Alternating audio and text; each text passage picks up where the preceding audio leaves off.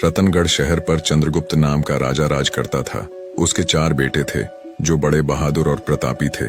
उसके सब बेटों में बड़ा बेटा मदन सेन सबसे वीर और सुंदर था। मदन सेन की पत्नी का नाम चंद्रप्रभा था। वह भी बेहद सुंदर थी। वह अपने समान सुंदर किसी दूसरी स्त्री को न समझती थी। चंद्रप्रभा हर काम में होशियार थी। गाना भी उसे खूब आता था। एक दिन की बात है कि मदन सेन के पिता अर्थात राजा ने उसे उसकी किसी खता पर नाराज होकर देश निकाला दे दिया। राजा का हुक्म सुनकर जब चिंतित मदन सेन महल में आया तो मदन सेन को उदास देखकर उसकी पत्नी ने पूछा, आज आप उदास क्यों हैं? मदन सेन बोला, अब तुमसे क्या कहूँ, आज पिताजी ने मुझे 12 वर्ष के लिए देश निकाला दे दिया है, इसीलिए मैं तुमसे विदाई मांगने आया हूँ। यह सुनते ही चंद्रप्रभा गश खाकर गिरी और बेहोश हो गई। उसकी ये हालत देखकर मदन सेन के रहे सहे होशो हवास भी जाते रहे। वह सोचने लगा, मैंने बहुत बुरा किया जो अपनी पत्नी को सब कुछ बता दिया। मदन सेन ने जब चंद्रप्रभा पर गुलाब जल छिड़का तो उसे होश आया।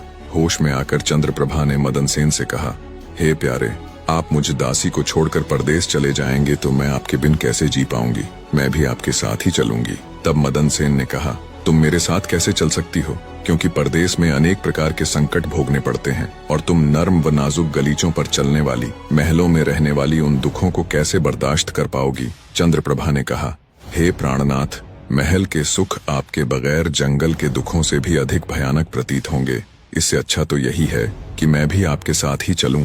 मदन सेन ने सोचा कि चंद्रप्रभा मेरे बगैर नहीं रह सकती, इसलिए मुझे यह शोभा नहीं देता कि इसको तड़पता छोड़कर चला जाऊं।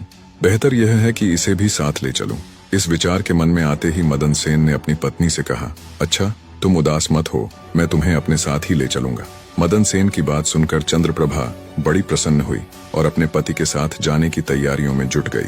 अगली सुबह चंद्रप्रभा और मदन सेन शहर से निकलकर एक जंगल में पहुंच गए। जब चलते चलते थक गए तो एक उचित जगह देखकर वे एक बरगद के वृक्ष के नीचे विश्राम करने लगे। वे बहुत अधिक थके हुए थे, अतः ठंडी हवा के झोंकों ने उन्हें नींद की वादी में पहुंचा दिया। मगर कुछ देर बाद ही एक सांप ने रानी को डस लिया। सांप के डसते ही रानी तड़पने लगी। मदन सेन की आंख खुली तो रानी को तड़पते देखा। सांप को जाते देखकर मदन सेन बेचैन हो गया। कुछ देर बाद रानी विष के प्रभाव से मर गई। मृत रानी को देखकर मदन सेन ऊंचे स्वर में विलाप करने लगा। उसका रोना धोना सुनकर जंगल के जीव जंतु गुर्राने लगे। मैं जीकर क्या करूंगा, इसी जंगल में प्राण त्याग दूंगा। ये मन में विचार कर वह रानी की लाश के पास से उठा और जंगल से लकड़ियां बीन कर इकट्ठी करने लगा। वह लकड़ियां इकट्ठी करता जाता और रो रो कर कहता जाता था, रानी की चिता में मैं भी जल जाऊंगा। संयोगवश शिव पार्वती जी पृथ्वी लोक का भ्रमण करते हुए उसी जंगल में आ पहुंचे। पार्वती ने जब मदन सेन के रोने की आवाज सुनी तो उन्हें बड़ी दया आई। उन्होंने शिव से कहा, हे प्रभु, कोई मानव हृदय विदारक स्वर में रो रहा है। उसके रोने से मेरा हृदय कांप रहा है। आप मुझ पर दया करके उसका दुख दूर कीजिए। पार्वती की बात सुनकर शिव ने कहा, हे प्रिय, मैं तुमको इसीलिए तो अपने साथ नहीं ला रहा था, क्योंकि संसार में हर प्रकार के दुखी मनुष्य हैं। हम किस किस का दुख दूर करेंगे? तब पार्वती ने कहा, हे स्वामी, कुछ भी हो, इसका दुख तो आपको अवश्य ही दूर करना पड़ेगा। पार्वती की बात सुनकर भगवान शिव माता पार्वती को अपने साथ लेकर वहां आए जहां मदन सेन करुण विलाप कर रहा था। शिव ने मदन सेन से पूछा, तू क्यों रोता है? तुझको क्या दुख है? मदन सेन ने कहा, मैं आपको अपने दुख का हाल कैसे सुनाऊं? मुझे इतना दुख है कि यदि धरती फट जाए तो मैं उसमें समा जाऊं। मदन सेन की बात सुनकर भगवान शिव को दया आ गई और उन्होंने उससे कहा, तू हमसे बता कि तुझे क्या दुख है? तब मदन सेन ने कहा, महाराज, मैं रतनगढ़ के राजा चंद्रगुप्त का बेटा हूँ। मेरे पिता ने मुझको देश निकाला दे दिया, इसलिए मैं और मेरी पत्नी इस जंगल में आ गए। यहाँ आकर मेरी पत्नी सर्प के डसने से मर गई। अब उसका विरह मुझसे सहन नहीं हो रहा है, इसलिए मैं लकड़ियां एकत्र कर रहा हूँ ताकि अपनी प्यारी पत्नी के साथ ही जल मरूं। मदन सेन की ऐसी दुख भरी बात सुनकर शिव बोले, ऐ राजकुमार, संसार में आवागमन लगा ही रहता है। एक न एक दिन सबको शरीर छोड़कर जाना होता है। न कोई किसी के साथ आया है और न कोई किसी के साथ जाएगा। यदि तू जीवित रहेगा तो तुझे अनेक रानियां मिल जाएंगी, इसलिए तू मेरा कहा मान और देह त्यागने का विचार छोड़ दे। शिव के इन वचनों को सुनकर मदन सेन बोला, महाराज, आपने जो कुछ कहा वह सत्य है, किंतु ऐसी पतिव्रता पत्नी तो मुझे किसी भी जन्म में नहीं मिलेगी और न इसका वियोग मुझसे सहन होगा, इसलिए मैं इसके साथ ही मरूंगा। मदन सेन के हठ को देखकर महादेव जी बोले, राजकुमार, तेरी पत्नी की आयु 20 वर्ष थी जो इसने भोग ली। अब तो बस एक ही उपाय है, यदि तू अपनी आयु का कुछ भाग अपनी रानी को दे दे तो तुम दोनों की आयु बराबर हो जाएगी। यदि यह बात तुम्हें स्वीकार है तो रानी अभी जीवित हो जाएगी। शिव जी की बात सुनकर मदन सेन ने कहा, मुझे सहर्ष स्वीकार है महाराज। अब शिव ने मदन सेन के हाथ में पानी देकर उससे आधी आयु देने का संकल्प कराया और रानी के हाथ पैरों पर पानी डालने से पूर्व मदन सेन से कहा कि जब तुझे आवश्यकता हो तो यह संकल्प वापस भी ले सकता है। ज्यों ही संकल्प वापस लेगा त्यों ही यह रानी मर जाएगी। परंतु सावधान, रानी से यह बात मत कहना, किसी समय यह बात तेरे काम आएगी। ऐसा कहकर रानी पर जल छिड़क कर शिव पार्वती वहां से चले गए। उसी समय रानी उठकर बैठ गई और बोली, प्रिय, आज तो मैं बहुत सोई, आपने मुझे जगाया क्यों नहीं? मदन सेन ने कहा, तुम थकी मांदी थीं, इसी कारण मैंने तुम्हें नहीं जगाया। अब वे दोनों आगे चल दिए। कितने ही दिनों बाद उन्हें एक बहुत सुंदर स्थान दिखाई दिया। वहां एक फकीर की कुटिया थी। जब वे दोनों वहां पहुंचे तो उन्होंने देखा कि एक सुंदर नौजवान फकीर बैठा हुक्का पी रहा है। वे दोनों थके हारे तो थे ही, अतः फकीर के पास बैठ गए। उसी समय राजकुमार ने रानी से कहा, रानी, मुझे प्यास लगी है, तुम कहो तो मैं जाकर कुएं से पानी पी आऊं, और अगर तुम्हें भी प्यास लगी हो तो तुम्हारे लिए भी लेता आऊंगा। यह सुनकर रानी ने कहा, मैं तो प्यासी नहीं हूँ, आप जाकर पी आइए। मदन सेन डोल व रस्सी लेकर कुएं से पानी पीने चला गया। उधर मदन सेन पानी पीने गया, इधर चंद्रप्रभा और फकीर की निगाहें चार हो गईं। वह फकीर से बोली, फकीर साहब, आप तो यहाँ बड़े ऐश में रहते हैं। फकीर बोला, तुम भी यहाँ रहो और ऐश करो। चंद्रप्रभा कहने लगी, फकीर साहब, आपके साथ रहने को दिल तो कर रहा है, मगर मेरा पति मेरे साथ है, इसलिए मैं आपके साथ किस प्रकार रह सकती हूँ? फकीर ने कहा, किसी तरह अपने पति को कुएं में धकेल दो, फिर हम ऐश करेंगे। फकीर की बात सुनकर चंद्रप्रभा ने कहा, अच्छा, मैं ऐसा ही करूंगी। तभी मदन सेन पानी पीकर रानी के पास आया तो रानी कहने लगी, मैं भी प्यासी हूँ, मुझे भी पानी पिला लाओ। तब मदन सेन ने कहा, मैंने तुमसे पहले ही पूछा था, तब तुमने मना कर दिया था। खैर, अगर तुमको प्यास लगी है तो मैं अभी पानी लेकर आता हूँ। जब मदन सेन पानी लाने चलने लगा तो रानी कहने लगी, मैं भी तुम्हारे साथ चलती हूँ। फिर वह भी उसके साथ चल पड़ी। बेचारा मदन सेन तो उसके प्रेम में पागल हुआ पड़ा था। उसे नहीं मालूम था कि यह मेरे प्राण लेने चल रही है। जब मदन सेन कुएं पर जाकर डोल भरने लगा तो रानी ने पीछे से उसे धक्का देकर कुएं में गिरा दिया और खुद उस फकीर के पास आ गई। वह फकीर रानी को लेकर वहां से चलता बना और दोनों एक बड़े शहर में जाकर आनंद से रहने लगे। उस फकीर ने चंद्रप्रभा को थोड़े ही दिनों में ऐसा नाचना गाना सिखाया कि उसके समान नाचने वाली कोई नृत्यांगना उस शहर में दूसरी न थी। वह सारे नगर में प्रसिद्ध हो गई। इस प्रकार रानी के नाचने गाने के कारण वह फकीर लाखों रुपये का मालिक हो गया। रानी उस फकीर के साथ बड़े ऐश से रहने लगी। जिस समय रानी ने मदन सेन को कुएं में धकेला था, दैव योग से एक जंजीर जो कुएं में लटकी हुई थी उसके हाथ में आ गई। मदन सेन उसको पकड़कर कुएं में लटक गया और ईश्वर को याद करके सोचने लगा कि मैंने रानी को जीवन दान दिया और रानी ने मेरे साथ यह विश्वासघात किया। क्या यही मेरे प्यार की सजा है? उसी दिन बंजारों का एक काफिला उस स्थान पर आकर ठहरा। एक बंजारा बाल्टी और रस्सी लेकर कुएं पर पानी भरने आया। जब उसने बाल्टी कुएं में डाली तो मदन सेन ने बाल्टी को पकड़ लिया।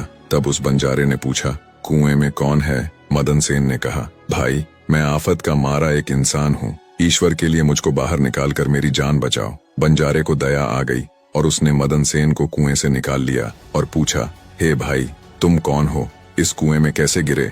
मदन सेन ने शुरू से लेकर आखिर तक सारा वृतांत बंजारे के सामने कह सुनाया। बंजारा उसकी नेकी और रानी की करतूत सुनकर अफसोस करते हुए बोला, त्रिया चरित्र जाने नहीं कोय, खसम मारकर खुद सती होए। यह कहकर बंजारे ने मदन सेन को सीने से लगा लिया और बोला, तुम किसी प्रकार की कोई चिंता न करो, भगवान बड़ा कारसाज है, वह सब भला करेगा। अगर चाहो तो तुम हमारे लश्कर में हमारे साथ रह सकते हो। मदन सेन ने उसके साथ रहना स्वीकार कर लिया। संयोगवश बंजारों का वह लश्कर कुछ दिनों के बाद उसी शहर में आया जिसमें रानी चंद्रप्रभा फकीर के साथ रह रही थी। उस शहर को देखकर मदन सेन ने बंजारे से कहा, भाई, मेरी इच्छा कुछ दिन इस शहर में रहने की है, यदि आपकी आज्ञा हो तो कुछ दिन मैं इस शहर में बिता लूं। मदन सेन की बात सुनकर बंजारा बोला, तुम्हारी जैसी मर्जी हो, मुझे कोई आपत्ति नहीं है। मदन सेन बंजारे से विदा लेकर शहर में किसी काम की तलाश में घूमने लगा। कुछ दिनों बाद उसकी मेहनत रंग लाई और उसे एक बड़े व्यापारी के यहाँ नौकरी मिल गई। वह व्यापारी के यहाँ रहने लगा और बड़ी लगन और परिश्रम से अपने कर्तव्य का निर्वाह करने लगा। मदन सेन की कर्तव्य निष्ठा और परिश्रम को देखकर उसे अपने यहाँ मुनीम बना लिया। अब मदन सेन के दिन चैन से गुजरने लगे। एक दिन उस नगर के राजा के यहाँ चंद्रप्रभा के नृत्य का आयोजन हुआ। राजा ने शहर के तमाम बड़े व्यापारियों और सेठ साहूकारों को अपने यहाँ इस नृत्य का अवलोकन करने को आमंत्रित किया। जिस दिन चंद्रप्रभा का नृत्य था, शहर के सब व्यापारी और सेठ साहूकार राजा के यहाँ पहुँचे। मदन सेन ने भी रानी के नृत्य और गायन की बड़ी तारीफ सुन रखी थी। उसने अपने मन में सोचा कि इस नर्तकी का नृत्य अवश्य देखना चाहिए। यही सोचकर मदन सेन भी राजा के यहाँ जा पहुँचा। रानी चंद्रप्रभा साज श्रृंगार करके नृत्य करने के लिए खड़ी हो गई। उस समय वह अप्सरा के समान सुंदर नजर आ रही थी। मदन सेन अपने मालिक के पास बैठा था। रानी ने नृत्य शुरू किया और एक ठुमरी उसने उस महफिल में गाई। चंद्रप्रभा ने ऐसे कई राग बड़े ही सुंदर ढंग से अपनी सुरीली आवाज में गाए। उसे सुनकर महफिल के सब लोग वाह वाह करने लगे। राजा से लेकर प्रजा तक सबने उसे ढेरों इनाम दिए। मदन सेन ने भी अपने हाथ की अंगूठी, जिसमें हीरा जड़ा हुआ था, उतार कर रानी चंद्रप्रभा को भेंट कर दी। रानी चंद्रप्रभा ने अंगूठी को पहचान लिया और मन ही मन कहने लगी, बड़ा गजब हो गया, जो यह कमबख्त अब तक जिंदा है और यहाँ आ पहुंचा है। अब यह मुझे जिंदा नहीं छोड़ेगा। अब तो कुछ ऐसा उपाय करना चाहिए जिससे कि यह मारा जाए। फिर उसने अपने दिल में उपाय सोचा। इससे बेहतर और कोई उपाय नहीं हो सकता कि एक तड़पती कड़कती रागिनी गाऊं और राजा को रिझाऊं। फिर जब राजा खुश हो जाए तो राजा से इसे मरवाने की आज्ञा का वचन ले लूं। यह बात अपने मन में सोचकर रानी चंद्रप्रभा ने लचकती हुई रागिनी गानी शुरू की। रानी की इस बसंत की बहार को सुनकर राजा बहुत खुश हुआ। वह चंद्रप्रभा से बोला, हम तुझसे बहुत प्रसन्न हैं। बोल, क्या मांगती है? जो मांगेगी तुझे मिलेगा। चंद्रप्रभा ने कहा, यदि आप मुझ पर प्रसन्न हैं तो पहले वचन दीजिए कि मैं जो मांगूंगी आप मुझे देंगे। चंद्रप्रभा की बात सुनकर राजा ने उसे वचन दे दिया। तब चंद्रप्रभा ने राजा से कहा, आपकी इस सभा में मेरा एक चोर है, इसी समय आप उसे मरवा दीजिए। राजा ने कहा, चोर को मेरे सामने ला। तब रानी ने मदन सेन का हाथ पकड़ा और उसे राजा के सामने ले आई। राजा ने कहा, इसे जल्लादों के हवाले कर दो। ये सुनकर जल्लाद मदन सेन का हाथ पकड़कर उसे मारने के लिए ले जाने लगे। उसी समय मदन सेन का मालिक व्यापारी घबराकर मदन सेन के पास आया और उससे पूछा, तूने इस नर्तकी का क्या चुराया है जिसकी वजह से यह तुझे मरवाना चाहती है? मदन सेन ने अपने मालिक से कहा, मैंने इसका कुछ नहीं चुराया, बस तुम इस राजा को मेरी दो बातें सुन लेने के लिए राजी कर लो तो मेरी जान बच जाएगी। मदन सेन का मालिक यह सुनकर अपने साथी व्यापारियों और साहूकारों के पास आया और उन सब से मशवरा किया। उसने कहा, मित्रों, या तो राजा आज न्याय करे वरना हम सब इस शहर को छोड़कर चले जाएंगे।